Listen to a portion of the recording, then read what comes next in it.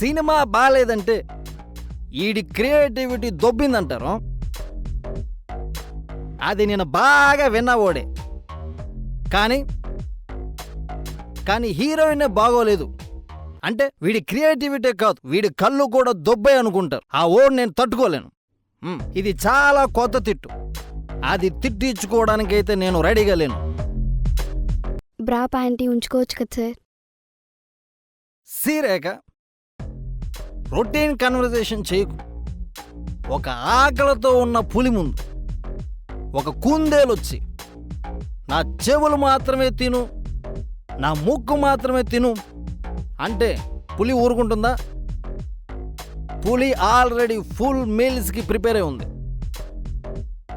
దాన్ని ఎవరు డిసప్పాయింట్ చేయలేరు. అది ఒప్పుకోదు. Okay, do it.